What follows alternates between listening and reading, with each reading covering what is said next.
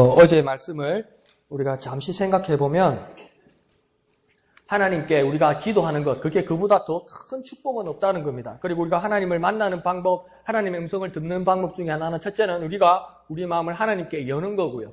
도무지 하나님을 제한하지 않는 거고요. 그와 더불어 우리는 사람에게도 마음의 문을 열어야 된다는 겁니다. 그리고 하나님의 음성을 듣는 사람은 어떤 사람들입니까? 더 이상 이성적이거나 합리적이거나 세상의 이치적인 것을 넘어서서 믿음으로 사는 사람이라는 겁니다. 그러면 그 믿음으로 사는 사람은 어떤 사람이냐면 성령으로 사는 사람이라고 이야기하는 겁니다. 성령을 의지하고 성령의 인도함을 받는 사람이라는 겁니다. 성령의 인도함을 받는 사람은 뭐라고 바울이 이야기합니까? 하나님이 영이 거하는 자는 성령 안에 있다고 이야기합니다. 우리가 잘못 생각하면 하나님이 성령이 나와 함께 계시면, 성령이 나에게 와 계시면 하나님은 그냥 자그마하게 나에게 와 그냥 계시는 정도인 줄 알았는데 그 정도가 아니라 성령이 내게 와 계시면 그 넓고 크고 위대하신 하나님의 그 모든 것 안에 내가 있게 된다는 겁니다. 그런 사람만이 하나님의 음성을 들을 수 있다는 겁니다. 그런 하나님에게 어떤 중개인이나 어떤 백그라운드나 어떤 위대한 사람들을 통해서 하나님께 건너 하나님께 우리가 이야기할 수 있고 기도할 수 있는 정도가 아니라 주님께서 이제 뭐라고 이야기합니까? 하나님께 즉시로 아뢰 수 있다고 이야기합니다. 그래서 히브리서는 뭐랍니까?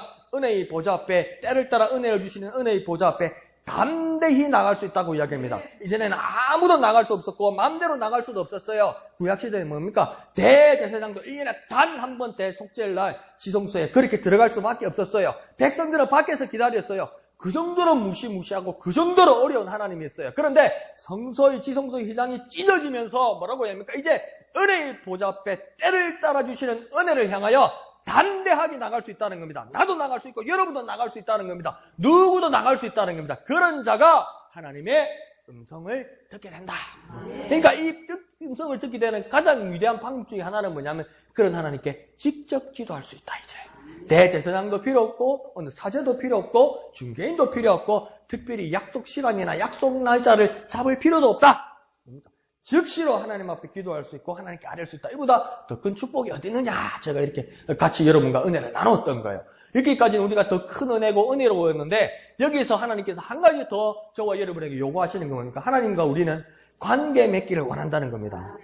관계 맺기를 원한다면 우리가 하나님께 마음껏 아뢰고 말씀드린다면 우리는 또한 뭡니까? 그 위대하신 하나님의 말씀을 들을 수 있는 시간이 필요하다는 겁니다. 그러니까 우리가 마음껏 하나님께 말씀드렸으면 우리가 하나님의 마음을 마음껏 들을 수 있도록 그 시간을 하나님께 드려야 된다는 거예요. 그러니까 마음껏 기도 드리고 마음껏 말씀드렸으면 마음껏 들을 준비를 하라. 그것이 침묵의 시간이 필요하다. 조용한 시간이 필요하다. 듣는 시간이 필요하다는 겁니다. 언제나 하나님은 말씀하시고 있는데 우리가 어쩌면 보면 우리가 듣고 있지 않는 건 아닌가. 그래서 그 시간이 필요하다. 그래서 우리가 뭐라 했습니까? 주님 이제 내게 말씀해 주십시오. 주님 이제 내게 말씀하십시오. 내가 듣겠습니다. 내가 듣겠습니다. 그런 게 성경에도 많이 보이잖아요. 사무엘에게도 뭡니까? 어린 사무엘이 뭡니까? 자꾸 사무엘을 보니까 엘리 선지가 부르는 줄 알고 자꾸 찾아가다가 나중에 안 하니까 엘리 선지가 어떻게 가르쳐 줍니까? 사무엘아 부르거든. 이제 그 자리에서 무릎 꿇고 뭐라고 해야 합니까? 주여 말씀하소서 주의 종이 듣겠나이다 이러잖아요. 듣겠나이다. 그러니까 많은 성경에서 가르쳐 줬어요. 듣는 방법에 대해서. 그러니까 들어야 된다는 겁니다. 주님의 음성을 들어야 된다는 겁니다. 그 시간을 가지라는 겁니다. 그게 왜 그렇게 중요한가? 목사님 그게 특별한 방법인가? 특별한 방법이 아니었어요. 예수님도 그렇게 하셨다는 겁니다. 그래서 마가복음 1장 35절에서 우리가 뭘 배웠습니까? 예수님께서 새벽 미명에 동 트기 전에 그러니까 한적한 곳에 가셔서 하나님 앞에 기도했다. 왜 그렇게 기도했습니까? 하루를 동이 트는 하루를 시작하기 위해서는 예수님 자기 혼자 뭘 할 수가 없었다는 겁니다. 하나님의 아들인데 위대한 능력자인데 하나님으로부터 보내심을 받은 자인데도 뭡니까? 자기 아침의 하루의 시작을 자기 마음대로 할 수가 없었다는 거예요. 하나님의 지지를 받아야 되겠고 하나님의 확신을 얻어야 되겠고 하나님의 위로도 필요했다는 겁니다. 그래서 뭡니까? 예수님이 시간을 만들어야 되는데 시간을 만들 수가 없으니까 너무나 바쁘니까 뭐 어떻게 합니까? 그냥 한밤중에 가셨다는 거예요. 한밤중에 가서 뭡니까? 하나님의 음성을 듣고 하나님과 얘기하고 하나님과 대화하고 하나님의 소리를 듣고 그러고 나서 예수님께서 하루의 일과를 시작하니까 어떤 일이 일어났다고 합니까? 1장 22절에 권위 있는 자와 같다라는 겁니다. 능력 있는 자와 같고 서기관들과 같지 않았다 이렇게 이야기하는 겁니다. 왜 그런 확신과 능력이 나타납니까? 하나님의 지시를 받았으니까. 하나님이 이렇게 하라고 하셨으니까.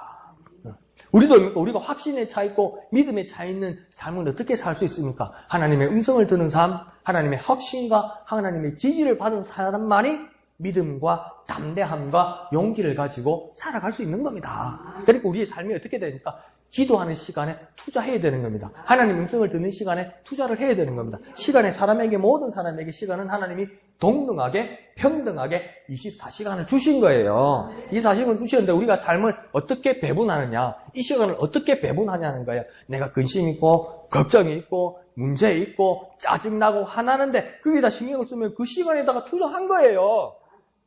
그 시간에다 투자해버렸기 때문에 뭡니까? 하나님과 교통하고 하나님 음성을 듣고 하나님 앞에 기도하는 시간을 버린 거예요. 안 한 거예요. 안 한 만큼 하나님과 대화가 없었고 하나님의 음성을 들을 수 없었던 거예요. 목사님 그게 쉽습니까? 안 쉬우니까 하라는 거예요.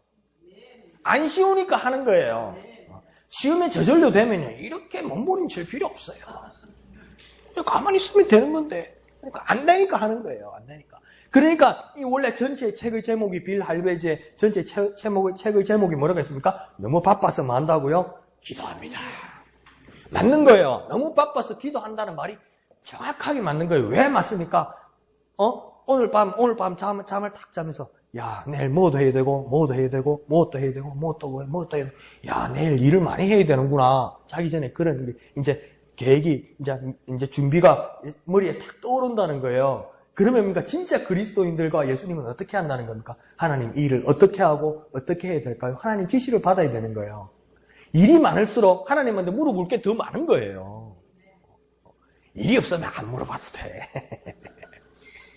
그런데 우리는 뭡니까? 걱정할 것도 많고 근심할 것도 많고 해결할 것도 많고 다 많잖아요. 막 뉴스만 봐도 걱정하고 난리 부시잖아요. 내일도 아닌데 그렇게 걱정 많이 합니다. 걱정 많이 할 만큼 기도하라고요. 기도하라고요. 그렇게 바쁜 만큼 기도 시간을 만들어 놓으라고요. 하나님 이거는 어떻게 해야 되겠습니까? 하나님 이거는 어떻게 해야 되겠습니까? 그렇게 하라는 겁니다. 그래서 뭡니까? 너무 바쁜 만큼 더 기도해야 됩니다. 아시겠죠? 그래서 그런 담대한 삶, 위대한 삶을 사시는 저와 여러분 되시기를 부탁드립니다. 그래서 오늘 큐티 다 하셨죠? 그죠? 8일 큐티 오늘 하셨습니까? 그러니까 보세요. 몇 사람 안 하셨네. 그러니까 이 보세요. 이게 어제 그렇게 아멘 뭐 내가 하나님 음성을 듣겠습니다. 시간을 떼어놓겠습니다. 말은 아멘은 되니까 행함이 되지 않는 게 우리 현실이라는 겁니다. 그게 어려운 거예요. 그래서 뭡니까? 노력해야 되는 거예요. 계속 해야 되는 거예요. 근데 안 하면 그대로예요. 근데 더 제가 냉정하게 말씀드릴까요? 안 하면요. 전에 한 만큼 절대 남아있지 않습니다. 야, 이거 내가 예수 믿었는데, 내가 그때 구원 받았는데, 아니요. 물은요, 흐르지 않으면요. 물은 고여있으면 물은 어떻게 되겠습니까? 물은 썩습니다. 절대 남아있지 않습니다.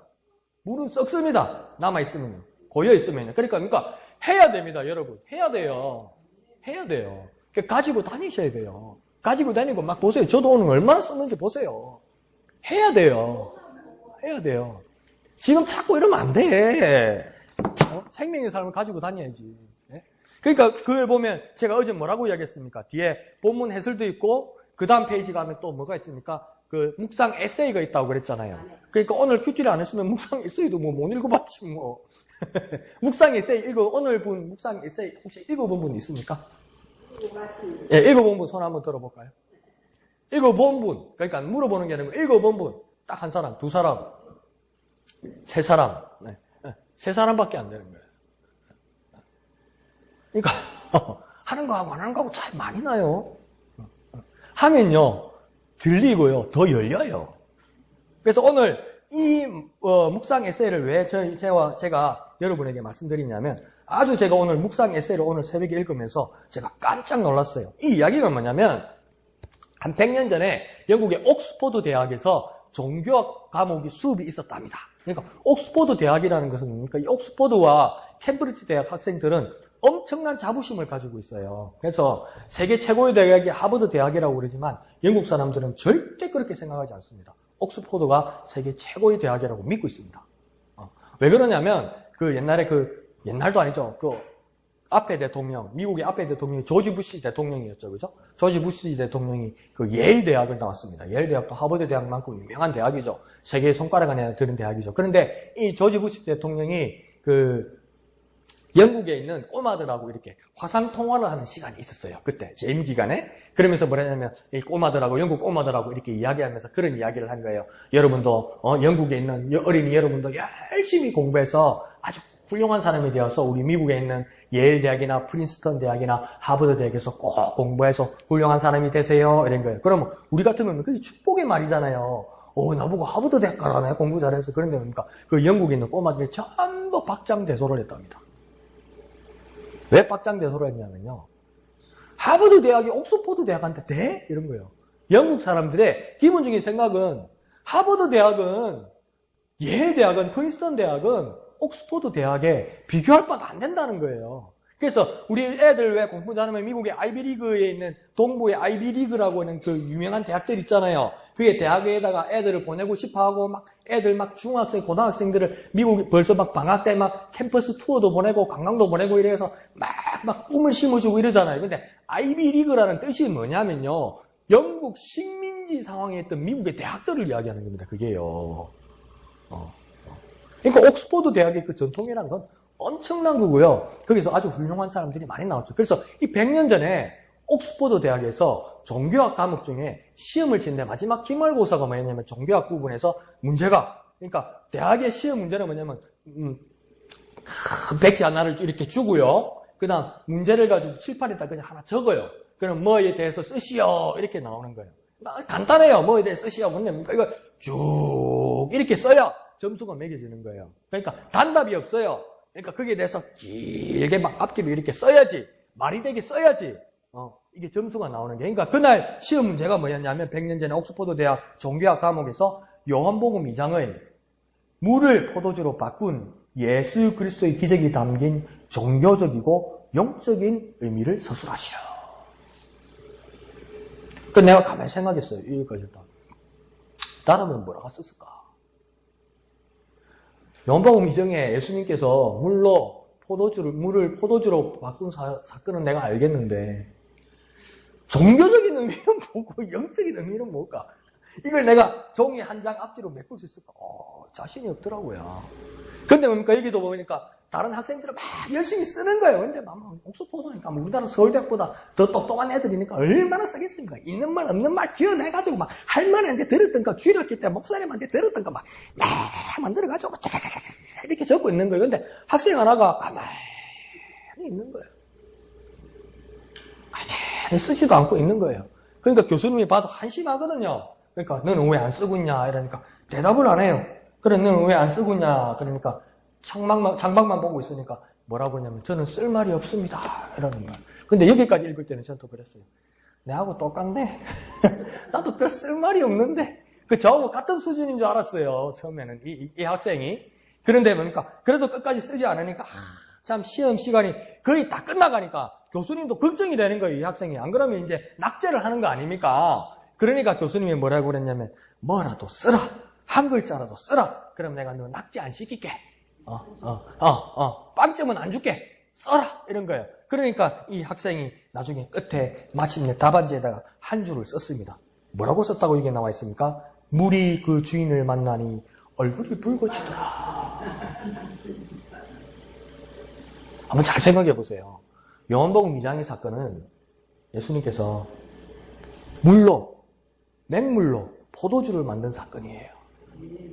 근데 어떤 사람들은 막 서론 본론결을 적으면서 예수님께서 가나에 홀린 잔치집에 있고 그 앞날에는 갈릴리 지방 어디에 계셨고 그 계셨던 곳에서 얼마 거리 안 되는 곳에서 마리아와 같이 가서 마리아와 본문 전후 문맥을 보면 이 혼인집 잔치집이 예수님 친척인 것 같고 그러니까 예수님의 어머님이 또 그렇게 말했고 그러니까 예수님이 대답이 여자야고 했는데 이 여자는 극존칭이고 막 이렇게 썼을 거 아니에요. 다른 학생들은. 그런데 뭡니까? 이 학생은 뭐라고 그랬냐면 물이 그 주인을 만나니 얼굴이 붉어지더라. 물이. 그러니까 예수님께서 물로 포도주를 만들었을 때 다른 사람들은 물이 포도주로 바뀐 것만 알고 하인들도 물이 포도주를 바뀐 것만 알고 그 능력의 주님만 보았지만 사람의 눈으로 본 것이 아니라 이 학생은 뭡니까? 물의 마음으로 물의 입장으로 본 거예요. 그러니까 뭡니까? 나는 지금 물이지만 하나님의 아들이시고 곧 하나님이신 분님께서 내가 포도주로 변해야 된다고 한다면 나는 변해야 된다고 우리는 생각하고 있고 믿고 있고 순종해야 된다는 겁니다. 첫째는요. 그리고 뭡니까? 물이 나를 만드신 주님을 만나니 너무나 황홀하고 너무나 기뻐서 얼굴이 빨개지더라는 겁니다. 이걸 썼다는 거예요, 이 학생이. 그런데 고수는 고수들끼리 통하는가 봐요. 내가 교수님, 이 새끼 이거 뭐야? 이러고 빵점 줄 건데 뭡니까? 이 교수님이 최우수 학점을 줬답니다, 이 학생이. 근데 이 학생이 누군지 압니까? 영국의 그 위대한 시인 바이런이랍니다. 바이런. 바이런은 뭡니까? 아니, 위대한 시인입니다. 그러니까 뭐 우리나라 김소월이나 윤동주보다 더한 사람이죠. 세계적으로 유명한 시인이죠. 왜 이 친구가 그렇게 쓸 수 있었을까? 이 친구도 아니죠. 그 할아버지가 돌아가신 분이니까. 왜 이분이 그렇게 쓸 수 있었을까? 한번 생각해 보십시오. 깊은 묵상 가운데서 하나님의 음성을 듣고 싶어 했던 겁니다. 하나님의 깊은 뜻을 깨닫고 싶어 했던 겁니다. 그 속에서 주신 하나님의 음성이 무엇입니까? 이것들하는 거죠. 우리가 깊이 묵상하고요. 깊이 큐티하면요. 하나님의 음성을 들을 수 있습니다. 그런 모습들이 우리가 큐티를 통해서도 나타나는 거죠. 그래서 항상 큐티하십시오. 항상 보십시오. 어떤 작은 조각이라도 생명의 삶에 있는 어떤 작은 조각이라도 어느 순간에 우리에게 그게 도움이 되는 날이 올 거예요.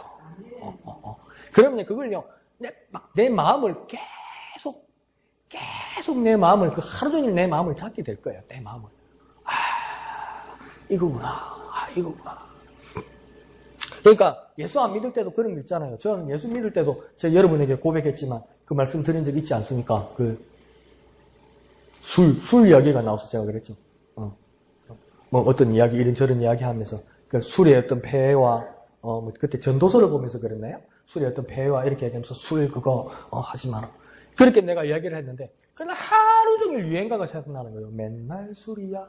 맨날 술이야. 그게 막 잡혀가지고 계속 그걸 흥얼거리는 거예요. 그러니까 불신앙의 어떤 말이나 뜻과 노래도 뭡니까? 나를 그렇게 사로잡을 때가 있어요. 꽂히면요. 그런데 우리가 하나님의 말씀을 계속 신경 쓰고 하나님의 말씀을 계속 바라보고 그때 하나님께서 탁 주신 은혜가 있고 그 짧은 글에도 있으면요. 그게 하루 종일 나를 사로잡을 수도 있고요. 내 평생을 변화시킬 수도 있어요. 그 한마디가요. 그러니까 투자하셔야 돼요. 나 자신을. 시간과 마음과 내 눈과 내 몸을요. 투자하셔야 돼요. 그러니까 투자하신 분과 안 하신 분은 현저하게 차이 납니다.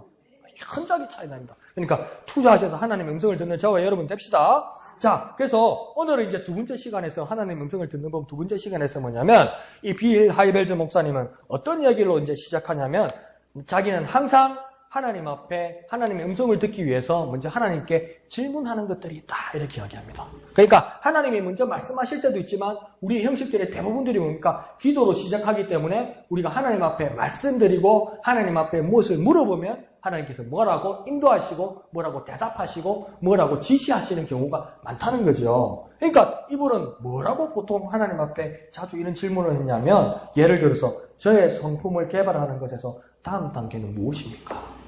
아주 구체적이죠. 또 두 번째 질문은 교육적인 면에서 제 목표는 무엇입니까? 또 해당이 안 된다면 우리 가족들에 대해서 취할 다음 단계는 무엇입니까? 또 아니면 제 직업적 소명에서 다음 단계는 무엇입니까? 또 다른 질문, 제가 교제하고 있는 이 관계는 어떤 방향으로 나아가야 합니까? 우리 아이들을 위해서 제가 무엇을 해야 하겠습니까?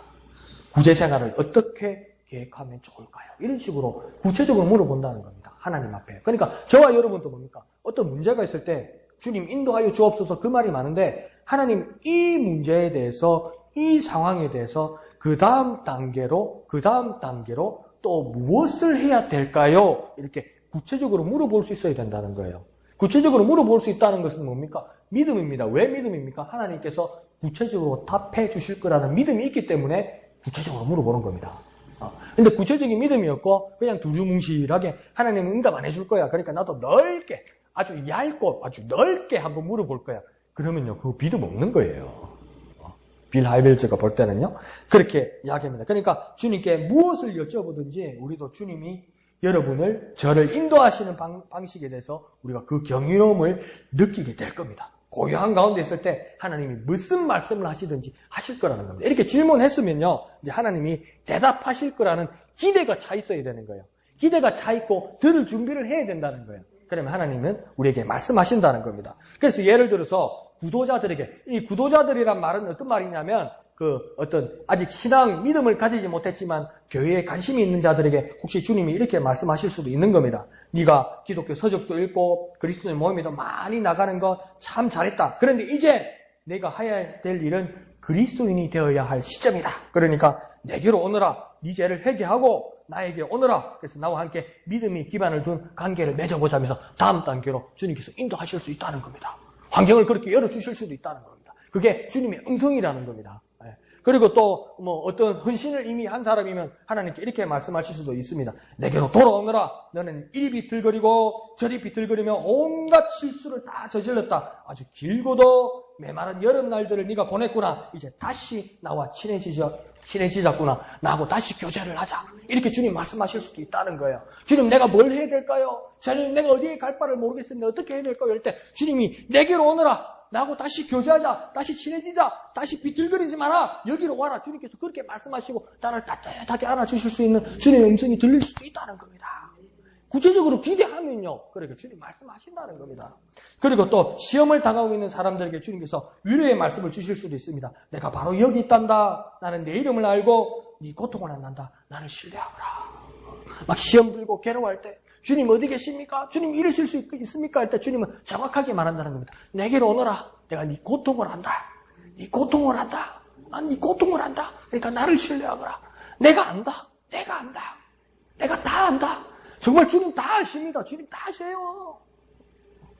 그런 주님의 음성을 들을 수도 있다는 겁니다. 주님 어떤 또 믿음을 가진 사람들에게는 또 믿음의 어떤 모험을 감행하기를 원하십니다. 내 인도를 따르고 위험을 감수하거라. 새로운 방향을 시도해보거라. 새로운 도전에 맞서보거라. 나와 함께 새로운 지평으로 가자. 그렇게 주님이 다음 단계로 나를 이끄실 수도 있다는 겁니다. 그러니까 여러 가지 예들이 있지만 여기서 가장 중심이 되는 것은 뭐냐면 주님은 역사 속에서 과거 속에서 주님은 이미 많은 선지자들과 하나님의 사람들에게 말씀하셨고 주님은 오늘도 말씀하고 계시고 또 주님은 우리의 미래에 대해서도 또 말씀하시길 원하신다는 겁니다.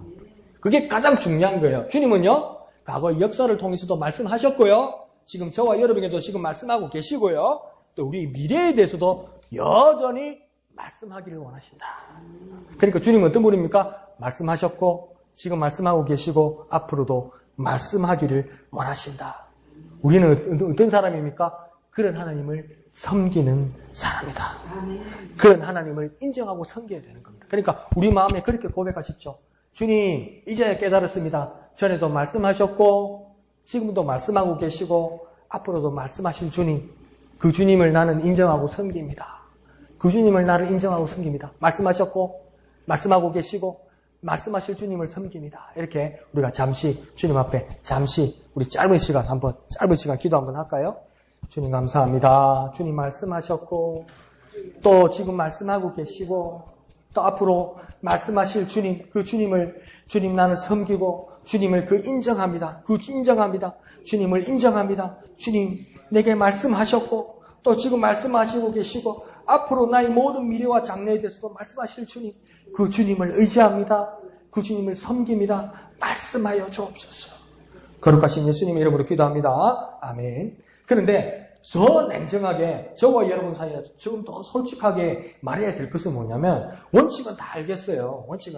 주님 말씀하셨고 말씀하고 계시고 앞으로도 말씀하실 것이고 나는 그것을 믿어야 되고 그걸 믿고 그것을 경험해야지만 내 삶은 변화될 것이고 막 어떻게라도 해야 되고 어떻게라도 몸부림쳐야 되겠고 그래서 어떻게라도 변화돼야 되겠고 그건 확실해요. 그런데 저와 여러분에게 솔직히 진실되게 저와 여러분이 하나님 앞에서 정말 문제가 되고 마음이 거리껴지고 마음 한쪽이 까름직한 게 뭐냐면 대부분 이런 질문이 있다는 겁니다.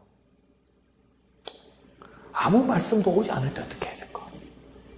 주님의 말씀을 기다리는데 내가 기도를 그렇게 하고 이제 주님이 응답하시기를 주님이 말씀하시기를 기다리는데 그때도 아무 말씀 안 하시면 어떡할까? 아무 말씀 안 하시면 어떡할까? 아무 말씀 안 하시면 그렇게 기다리는데 그럼 내가 뭘 잘못한 걸까? 내가 잘못 기도한 걸까? 내가 뭐 쏟고 있는 걸까? 그런 생각 하신 적 없으세요? 지금 진짜 주님의 음성이 필요하고 주님의 대답이 필요한데 아무 말씀이 없어. 나는 정말 그래 답답한 적이 있죠. 그죠? 그런 적이 우리 모두에게 있다는 겁니다. 저도 그런 적이 있다는 겁니다. 지금 당장 뭘 해주셔야 될 것 같은데 말이 없어. 대답이 없어. 내가 기도를 잘못한 걸까? 주님 왜 침묵하고 계실까? 내가 주님 앞에 잘못 물어본 걸까? 내가 응답을 기대한 게 잘못한 걸까? 정말 어리석은 걸까? 혹시 하나님 안 듣고 계신 거 아닐까? 다른 사람 일 처리해 주신다고 주님 혹시 못 들으신 것 아닐까? 그런 뭘까요? 막 이상한 의심이 들 때가 우리에게 많이 있다는 겁니다. 그런 것을 여러 가지로 주님이 침묵하기로 작정하셨다는 것에 대해서 전혀 당황할 필요가 없습니다. 왜 그렇습니까? 하나님은 살아계신 하나님입니다. 하나님은 살아계신 하나님이기 때문에 하나님은 살아계신 하나님이지 하나님은 기계가 아니라는 겁니다. 하나님은 뭐라고요? 살아계신 하나님이지 하나님은 기계가 아니라고요.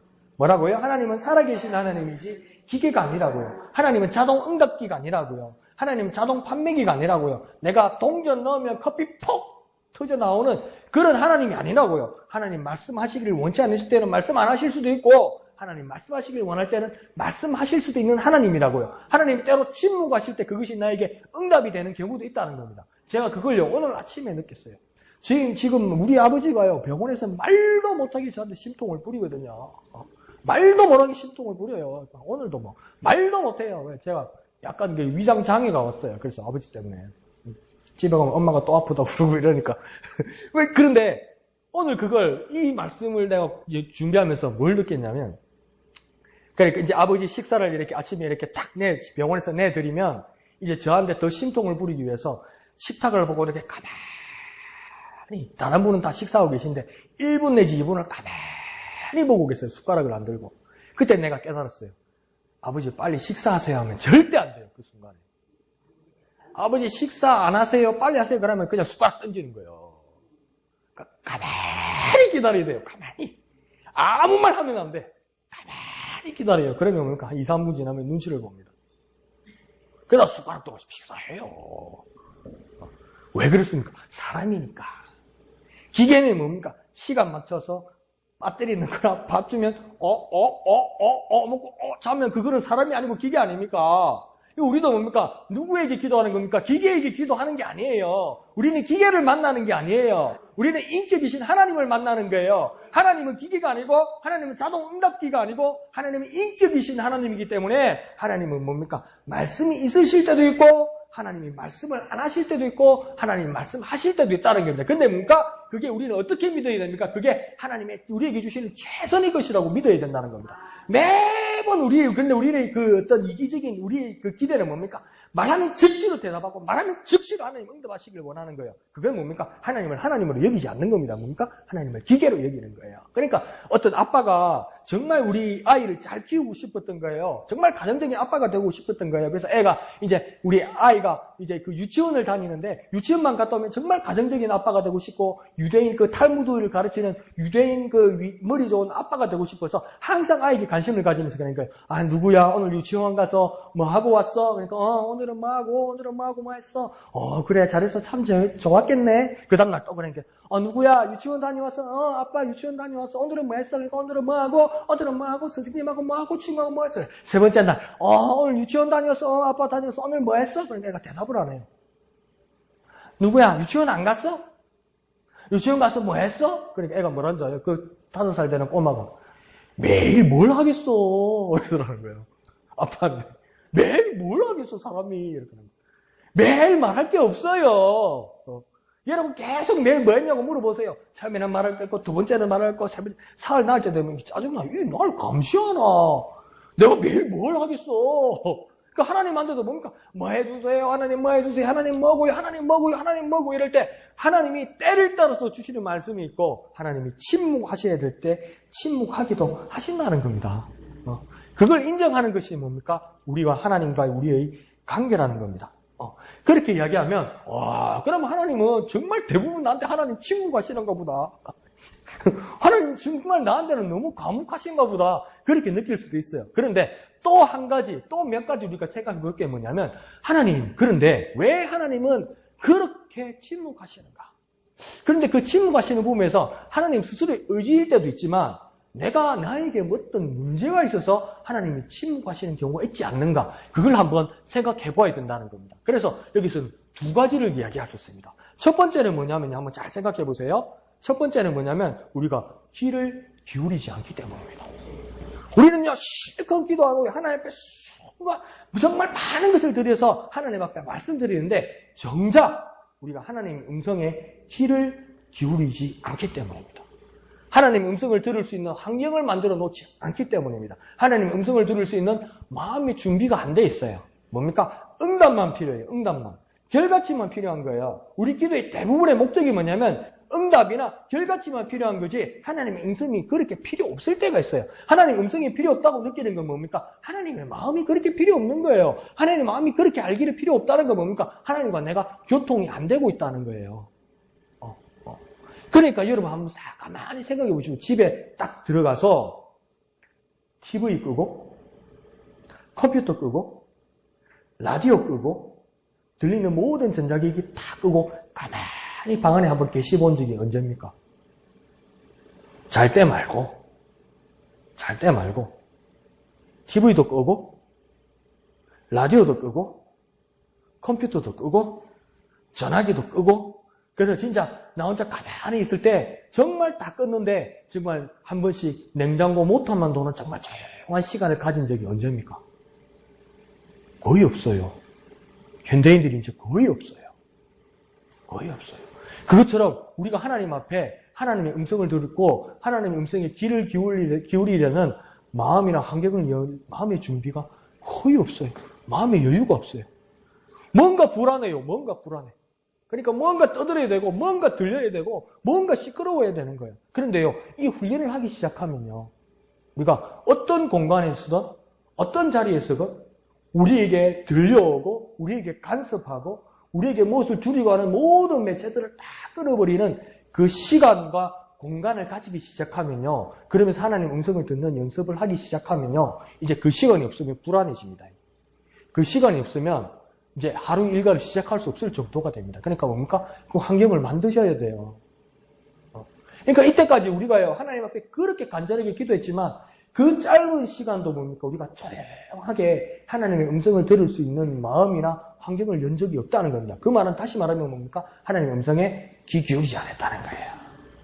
귀 기울이지 않은 걸 우리가 하나님이 그렇게 말씀하시는데도 귀 기울이지 않은 것은 뭡니까? 하나님이 침묵하신다고 지금 말한다는 거예요. 하나님은 침묵하신 적이 없는데. 그러니까 뭡니까? 만드십시오. 환경을 만드십시오. 아주 조용한 환경을 만드십시오. 하나님 말할 수 있는 환경을 만드십시오. 지금 머리 한번 그리시고요. 필기도 한번 해보시고요. 한번 적어보십시오. 어느 자리, 어느 시간, 어느 공간, 거기서 무엇을 끄고 무엇을 차단하고 그래서 그 환경에서 아주 고요한 시간에서 하나님의 음성을 듣겠다. 그걸 꼭 정하십시오. 그리고 하나님의 음성을 듣는데 시간을 확보하는 것과 더불어 가장 또 중요한 것은 뭐냐면 매일 하나님의 채널에 우리 귀를 기울이는 겁니다. 그러니까 하나님의 채널에 우리가 귀를 기울인다는 것은 뭐냐면 성령의 작고 세미한 음성에 대해서 민감함을 가지는 거예요. 그러니까 우리가 아기를 키우면요, 어머니가 아기를 낳아놓고 가난 아기를 키우면 급하게 뭔 일을 해야 될 때가 있잖아요. 그러면서도 뭡니까? 막 설거지도 하고 빨래도 하면서 뭡니까? 마음이 어디로 가 있습니까? 자는 아기가 혹시 깰란가 깨지 않을란가 뭡니까? 아주 민감하고 예민하게 막 신경을 쓰면서 일을 하잖아요. 그러니까 우리도 뭡니까? 하나님 음성을 들으려면 하나님께서 내게 뭐라고 말씀하실까? 하나님이 뭐라고 말씀하실까? 하나님 언제 말씀하실까? 하면서 계속 그 주파수를, 그 채널을 거기다 계속 두고 신경을 써야 된다는 겁니다. 신경을 쓰셔야 돼요. 신경을 쓰셔야 돼요. 한번 해볼까요? 신경을 쓰자. 신경을 써야 돼요. 신경을 써야 그게 들리는 거예요. 그러니까 아기를 키울 때도 뭡니까? 아이가 자고 있으면 언제 깰까 싶어서 빨래도 하고 설거지도 항상 그 애가 깰까 이래서 막 신경 쓰는 것처럼 우리도 뭡니까? 하나님이 어떻게 말씀하실까? 하나님이 언제 말씀하실까? 그 하나님을 향한 마음과 주파수가 채널이 항상 그게 하나님 음성에 예민하게 신경을 쓰고 있어야 된다는 겁니다. 그래야 하나님의 음성을 들을 수 있다는 겁니다. 그래서 하나님의 온유한 그 음성을 의식하는 것이 정말 필요하다는 겁니다. 그것이 오늘 둘째 날 첫 번째 갈라디아서 5장 16절에 나오는 말씀입니다. 5장 16절을 다 같이 읽겠습니다. 시작! 내가 이르노니 너희는 성령을 따라 행하라. 그리하면 육체의 욕심을 이루지 아니하리라. 아멘. 그래서 여기서 가장 밑줄을 그을 수 있는 건 뭐냐면 성령을 따라 행하라 이 말입니다. 성령을 따라 살아라. 성령을 따라 움직여라. 성령을 따라 실천해라. 이 말은 뭐냐면 성령의 인도함을 받아라 이 말입니다. 성령의 인도함을 받는다는 말은 뭐냐면 하나님의 음성을 의식해라는 겁니다. 하나님의 음성이 들릴 거라는 것을 의식하라는 겁니다. 다시 말하면 뭡니까? 하나님의 음성에 신경 쓰라는 겁니다. 하나님의 음성에 신경 쓰라는 말은 뭡니까? 좀 민감해져라는 겁니다. 민감해져라는 거예요. 민감해져라는 거예요. 그러니까 신경 써서요. 설교든 신경 써서 강의든 신경 써서 누구 말이든 들으면 뭡니까? 단번에 알아듣는데 뭡니까? 특히 남자들이 그래요. 커피숍이나 이렇게 앉아서 뭡니까? 이야기를 하다가도 예쁜 여자들 지나가면 내하고 이야기했는데 눈은 이렇게 돌아갑니다. 그러면 뭡니까? 친구가 말하면 뭐라 그랬노? 이런다고. 그 민감하지 못하고 예민하지 못하고 신경 쓰지 않고 의식하지 않고 있는 거거든요. 근데 지금 성령을 따라 행한다는 것은 무엇입니까? 성령께서 인도하여 주시는 일에 대해서 정말 민감하고 신경 쓰고 의식하고 예민하게 계속 그것을 바라보라는 겁니다. 그 사람에게 뭐가 들리겠습니까? 하나님의 음성이 들린다는 겁니다. 그런 사람에게는. 아주 구체적인 방법을 지금 가르쳐 주고 있는 거죠. 그 다음 두 번째, 하나님이 왜 침묵하고 하나님께서 내게 말씀하지 않는가 그렇게 느끼는 두 번째 이유는 뭐냐면 우리가 그에 맞추어서 계획을 세우지 않기 때문입니다. 쉽게 말해서 뭐냐면 하나님께서 말씀하시는데 말씀하시는 것까지 이제 다 깨달았어요. 그런데 뭡니까? 거기에 맞추어서 우리가 살아가지 않아요. 더 쉽게 말하면 뭡니까? 하나님 말씀이 은혜가 됐어요. 어이구 놀라워라 이렇게 되는 거예요. 이야 이게 하나님의 뜻이야. 정말 몰랐네. 근데 뭐라고 생각해 우리 마음에서? 이거 정말 흥미롭구나. 놀라운데? 그 다음에 아무것도 안 하는 거예요. 놀라운 사실을 깨달았는데 뭡니까? 그대로 행하지 않는 거예요.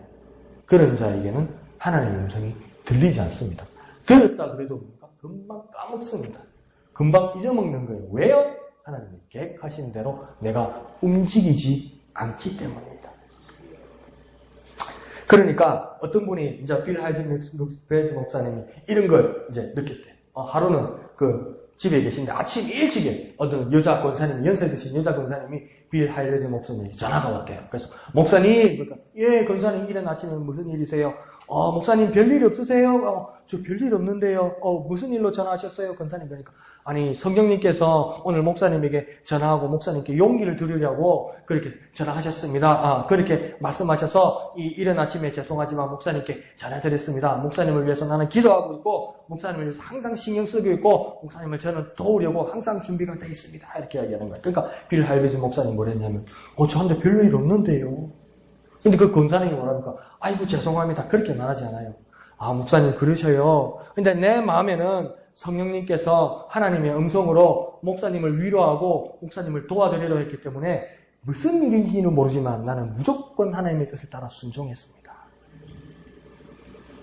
이게 중요한 거예요. 뭔지는 모르겠지만 그래서 하나님의 뜻에 하나님의 음성에 순종해서 했지만 당사자가 아무 일도 없고 아무 상관이 없는 일이라고 할 때도 무한히 여기지 말고 나는 하나님의 뜻에 순종한 것으로 만족하고 감사할 수 있어야 된다는 겁니다. 그러니까 빌 하이든베르지 목사님은 뭡니까? 아주 이렇게 배려가 깊은 분이니까 뭐랍니까? 감사합니다. 언제든지 전하십시오. 언제든지 하나님의 뜻에 순종하십시오. 나를 격려해 주시는 것은 어느 때든지 감사하고 어느든지 고마운 것이고 순종하는 권사님의 모습이 아름답습니다. 여러분 그렇게 시험 한번 해보십시오.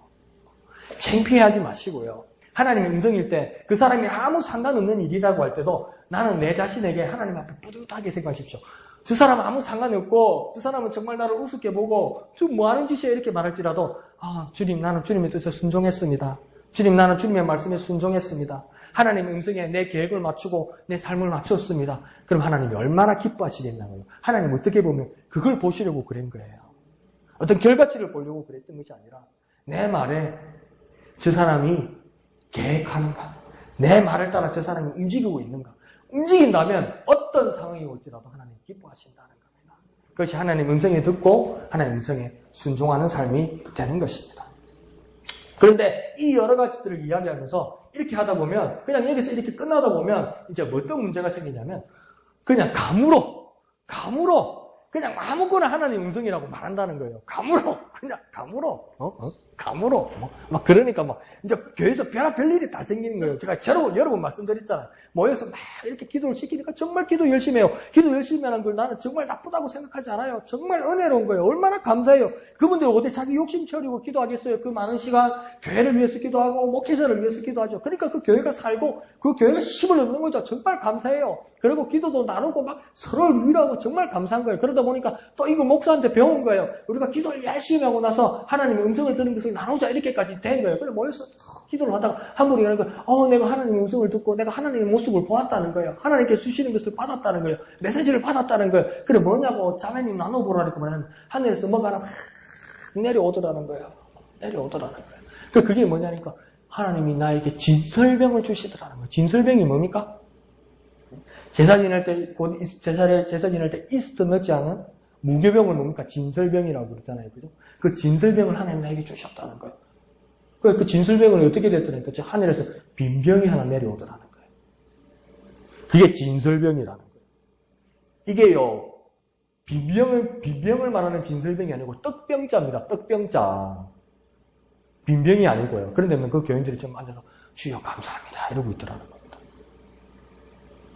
썩을 때가 많아요. 그 이제 감을 따라서 이제 이야기하면 이 다 하나님의 음성이라고 그냥 썩는 거예요, 사람들이. 그런데 이 부분에 대해서 사람들이 이제 그렇게 막 목사님한테 질문한 겁니다. 저도 하나님의 인도를 믿고 있습니다. 하지만 그것이 하나님께로 왔다는 것을 어떻게 믿고 확신할 수 있습니까?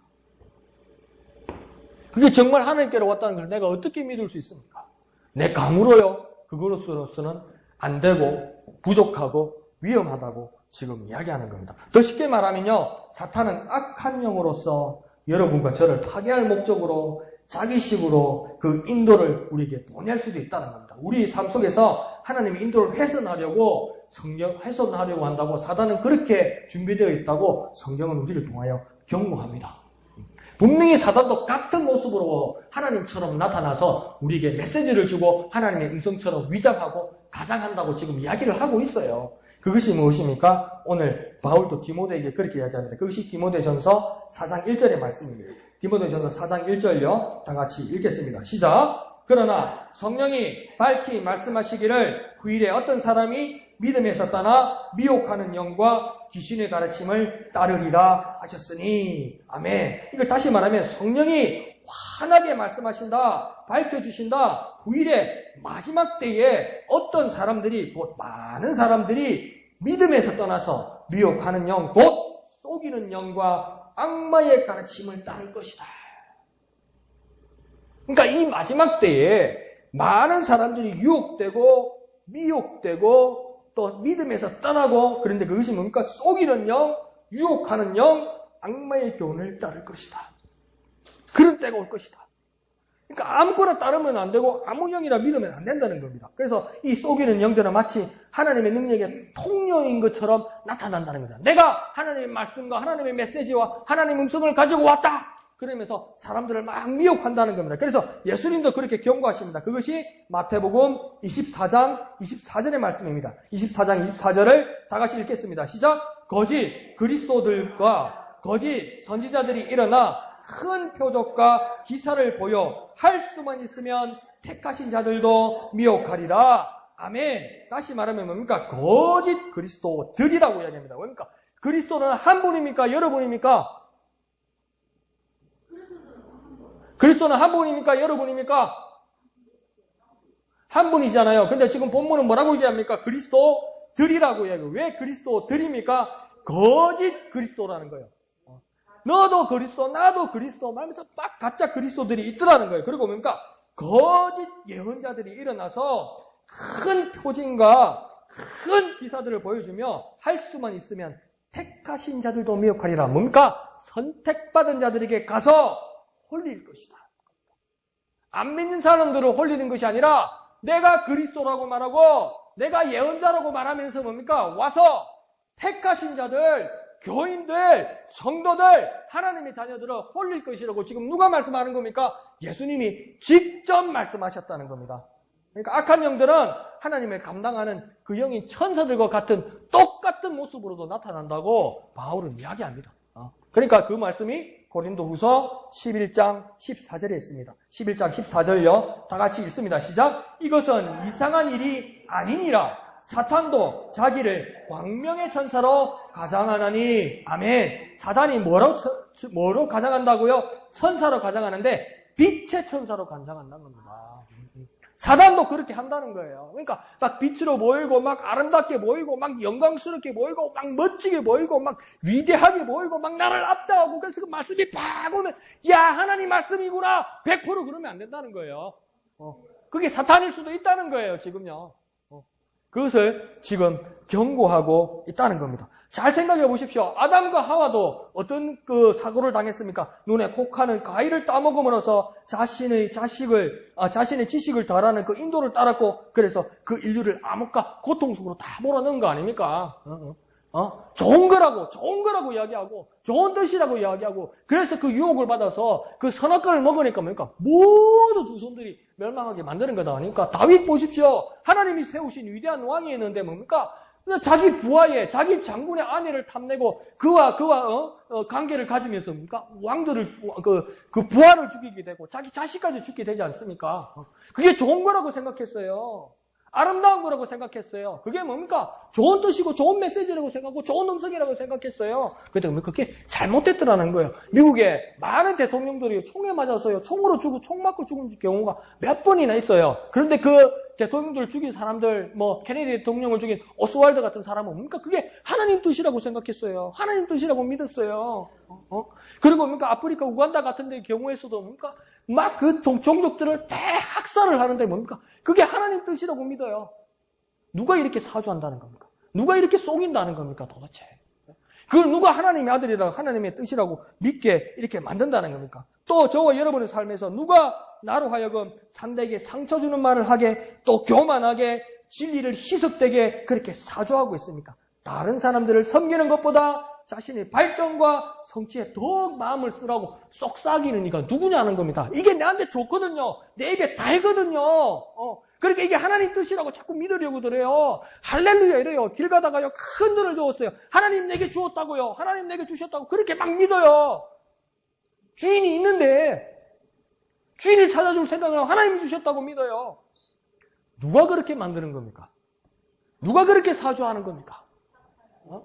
그런데 왜 많은 사람들이 그렇게 쏟고 있습니까? 그것은요, 오늘 예수님도 뭐라고 말했고 바울도 뭐라고 그랬냐면 택하신 자들을 미혹하기 위해서라고 합니다. 우리 모두가 그 미혹의 대상이 될 수 있다고 이야기하는 겁니다. 그래서 에베소서에서도 뭐라고 했냐면 바울은 지금 이 우주에서 거대한 전쟁이 시작되고 있다. 거대한 전쟁이 일어나고 있다. 이러면서 에베소서 6장 11절에서 12절까지 말씀하고 있습니다. 11절, 12절을 다 같이 한번 읽어볼까요? 시작! 마귀의 관계를 능히 대적하기 위하여 하나님의 전신갑주를 입어라. 우리의 씨름은 혈과 육을 상대하는 것이 아니요 통치자들과 권세자들과 이 어둠의 세상 주관자들과 하늘에 있는 악의 영들을 상대함이라. 아멘. 이 말을 다시 말하면 뭐냐면 마귀의 관계를 능히 대적하기 위해서 이 말은 악마의 개혁에 맞설 수 있도록 또 하나님의 전신갑주를 입어라. 이 말은 하나님이 주시는 온몸을 덮는 갑옷을 입어라. 12절에서 우리의 씨름은, 우리의 싸움은, 우리의 전쟁은 인간들을 대하는 것이 아니다. 세상 사람들과 적대자들을 대하는 것이 아니다. 어둠의 세상의 주관자, 하늘에는 악한 영들의 지배자와 싸우는 것이다. 우리에게 이런 공격들이 오고 있다는 겁니다. 우주의 대전쟁이 우리에게 이런 공격으로 오고 있다는 겁니다. 그때는 우리는 왜 됩니까? 하나님의 주시는 온몸을 덮는 갑옷이 있지 않으면 우리는 속수무책으로 당할 수밖에 없다는 것입니다. 그런데 이 거대한 하늘과 우주의 전쟁이 이제 우리 마음속에 있는 영적인 전쟁터에서도 일어난다는 겁니다. 하나님이 인도하시는 동안 사단도 하나님의 사역을 훼손하고 우리를 유혹하고 우리를 미혹하고 우리를 속이려고 하고 있다는 것입니다. 그것이 우리에게 가장 무서운 것이죠. 그러니까 우리가 이런 영적 전쟁 가운데 우리 머릿속에 들어온 생각들이 있잖아요. 우리 머리에 들어오는 아이디어들이 있잖아요. 우리에게 번뜩이는 것들이 있잖아요. 이게 하나님의 뜻이라고 생각하는 거 있잖아요. 그런데 어떤 부분들은 이게 우리에게 하늘로부터 온 것이라고 생각할 수도 있는데 어쩌면 지옥에서 만들어진 생각일 때도 있다는 겁니다. 내 혼자 생각할 때는, 나 혼자 생각할 때는 이게 정말 대단한 거고, 이게 정말 위대한 거고, 이건 딱 맞춤이고, 이건 정말 될 것 같고, 나는 확신인 가운데 있는데, 이것이 뭡니까? 하나님으로부터 온 것이 아니라, 때로는 뭡니까? 지옥에서 만들어진 생각일 때가 있다는 겁니다. 그것을 우리는 경각심을 가지고 살아야 된다는 겁니다. 그러면 이 특정한 인도의 출처, 그것을 우리는 어떻게 할 수 있습니까? 이걸 어떻게 할 수 있습니까? 이게 하나님으로부터 오는 것인지, 이게 사단으로부터 오는 건지, 이걸 우리가 어떻게 정확하게 알 수 있습니까? 감으로요? 감이 그렇게 좋은가요, 우리가? 기도를 열심히 하면 알려주십니까? 기도를 하는 동안 마귀가 와서 나에게 그런 머리에 마음을 넣어주고 말을 넣어주면 툭 받아들이면 뭡니까? 그게 마귀의 것인데 어떻게 해야 되는 겁니까? 여기에 대해서 다시 한번 요한일서 4장 1절에서 그렇게 경고하고 있습니다. 요한일서 4장 1절을 다 같이 한번 읽어보겠습니다. 시작. 사랑하는 자들아, 영을 다 믿지 말고 오직 영들이 하나님께 속하였나 분별하라. 많은 거짓 선지자가 세상에 나왔습니다. 아멘. 요한일서, 곧 요한이 초대교회 시대에 썼던 이 서신서에서도 이미 뭐라고 이야기합니까? 많은 거짓 선지자들이 있었다. 그러면 지금 2000년이 지난 지금에는 거짓 선지자가 얼만큼 많겠습니까? 더 많은 거짓 선지자들이 우리 주위에 있다는 겁니다. 지금요. 나한테는 다 좋은 사람인데요. 나한테는 다 기도해 주는 사람인데요. 그들 중에 많은 거짓 선지자들이 섞여 있다는 겁니다. 내가 대하는 사람, 내가 대하는 매체, 내가 읽고 있는 것, 내가 보는 것, 내가 듣는 것, 이 많은 것들 중에 많은 거짓 선지자들이 있고 나를 미혹하는 것들이 있다는 겁니다. 이를 위해서 요한이 뭐라고 이야기합니까? 하나님께 속하였나 분별하라. 더 앞에 더 뭐라고 이야기합니까? 사랑하는 자들아, 여러분이 어느 영이든지 다 믿지 마라. 영이라고 영적인 거라고 다 믿지 마라. 엄청난 경고를 하는 겁니다. 영적이다, 신비로운 것이다, 신기한 것입니다. 그러니까 다 그렇게 믿을 수 있는 거냐? 그거 다 믿으면 안 된다. 그거 전부 믿어버리면 안 된다. 홀딱 다 믿어버리면 안 된다. 그러면서 뭐라고 이야기합니까? 오직 영들이 하나님께 속하였냐? 그 영들이 하나님께로부터 났는가? 시험하여 보라. 시험하여 보라. 테스트하여 보라. 분별하여 보아라. 그러고 나서 그것을 인정하라고 이야기하는 겁니다. 그러니까 우리 주위에 하나님의 음성을 듣고 하나님의 음성을 듣기 위해서 노력할 때 얼마나 많은 시험과 얼마나 많은 유혹이 있는지 모릅니다. 여러분 그런 거 경험하지 않습니까? 정말 믿음 있고 확신 가운데 막 기도할 때 더욱 나를 의심하게 들고 더욱 나를 힘들게 하고 더 나를 괴롭히는 사람이 더 많은 적 더 많지 않습니까? 나에게 더 많은 장애를 준 적이 더 많지 않습니까? 요한복음에도 그렇잖아요. 예수님께서 나사로가 병들었다는 이야기를 들었어요. 근데 예수님께서 뭡니까? 사흘길, 나흘길 지나서 그냥 가는 거예요. 그러니까 처음에는 나사로가 병들었다는 이야기를 들었어요. 근데 예수님이 나사로를 향해서 길을 가니까 뭡니까? 나중에 나사로가 죽었다는 이야기를 나중에 들어요. 근데 나사로 집에 도착하니까 나사로가 어떻게 되었습니까? 죽은 지 나흘이 되었어요. 나흘이 되었으니까 어떻게 됐습니까? 시신이 썩었어요. 근데 예수님 계속 뭐라고 이야기합니까? 살 거라고 이야기해요. 살 거라고. 근데 그 이야기를 들으니까 듣는 가족들은 얼마나 답답하겠습니까? 오빠가 아플 때, 여동생들이 생각할 때는 우리 오빠가 아플 때 예수님 빨리 오셔서 그냥 만져주면 오빠가 그냥 나을 건데 안 와. 근데 들리는 소식은 뭡니까? 나을 거래. 근데 기다리다가 예수님이 안 왔어 아직. 근데 오빠가 죽었어. 그 얼마나 여동생들이 기가 차겠어요. 근데 또 들리는 소식은 뭐예요? 예수님이 깨울 거래. 그럼 죽기 전에 와서 하시지. 그 죽었는데도 안 와. 근데 막 하루 지나고 이틀 지나고 사흘 지나고 날 지나니까 막 이제는 희망이 없는 거예요. 그 당시에 유대는요, 중동지방에는 하루 만에 장사 지내는 경우가 많아요. 왜요? 지신이 빨리 썩으니까. 그렇게 이제 희망이 없는, 그런데 예수님 와서 또 뭐라고 하니까 돌문을 열으래. 무덤을 열으래요. 그 썩는 냄새가 나는데 그 얼마나 답답하겠습니까? 얼마나 민망하고 얼마나 괴롭겠습니까? 근데 그 죽은 나사로가 살아서 나오죠. 근데 나사로가 살아 나오기까지 그 가족들은 얼마나 많은 장애들이 있었습니까? 여러분, 저와 여러분이 하나님 앞에 음성을 듣고 확신을 듣고 하나님께서 말씀하시는데 상황이 더 악화될 때가 많아요. 더 어려워질 때가 많아요. 왜 그렇습니까? 하나님 우리 믿음을 보실 때도 있지만 뭡니까? 그만큼 많은 악한 영들이 뭡니까? 우리를 괴롭히고 더 많은 장애를 주고 더 많은 방해를 하고 더 의심하게 하고 포기하게 합니다. 아, 이거 하나님 음성 아니구나 이렇게 말하기도 하고 하나님 음성이 아닌 것을 하나님 음성처럼 들어오기도 하고 그러니까 이게 뭡니까? 이게 하나님의 음성인지 저게 하나님의 음성인지 이게 영적인 건지 이게 악한 건지 그냥 모르게 그냥 막 섞어버리고 막 뒤죽박죽 만들어버리는 게 뭡니까? 지금의 세상이라는 겁니다. 왜 그렇습니까? 거짓 선지자들, 적 그리스도들이 꽉 찼다고 이야기하는 거예요. 그래서 바로 뭐랍니까? 여기는 전쟁터라고 이야기하는 거예요. 그러니까 요한은 또 뭐라고 이야기합니까? 분별하라고 이야기하는 거예요. 모든 영들을 그냥 무조건 다 믿어서는 안 된다고 이야기하는 거예요. 하나님께 속하였나 분별하고 시험하여 보라고 이야기하는 거예요. 그럼 목사님 그걸 어떻게 시험하고 그것을 어떻게 판단해냅니까? 거기서 내일 저거 여러분이 이제 가지게 될 겁니다. 정확하게 판단하는 방법, 하나님 음성을 듣는 방법을 이제 차례대로 저와 여러분이 마지막 마무리로 보게 될 겁니다. 그러면 오늘 저와 여러분은 어떻게 기도할 수 있습니까? 하나님의 음성을 분별할 수 있도록 하여 주십시오. 진짜 하나님의 음성을 들을 수 있도록 하나님, 내가 하나님의 음성을 분별할 수 있도록 사단에게 속지 않도록 이 전쟁터에서 주님 이기게 하여 주십시오. 나사로의 가족처럼 어려움이 있더라도 이겨내게 해주십시오. 죽었다고 그러고 아프다고 그러고 죽었다고 그러고 시신에 썩어서 냄새 난다고 그럴지라도 하나님 음성 붙들 수 있도록 주님 내게 역사하여 주시옵소서. 그렇게 기도하는 저와 여러분 되겠습니다. 자, 이 시간 다 같이 기도하겠습니다. 하나님 음성을 분별할 수 있도록 참영을 분별할 수 있도록 주님 내게 역사하여 주옵소서. 주님의 이름 크게 한번 부르고 다 같이 기도합니다. 주여!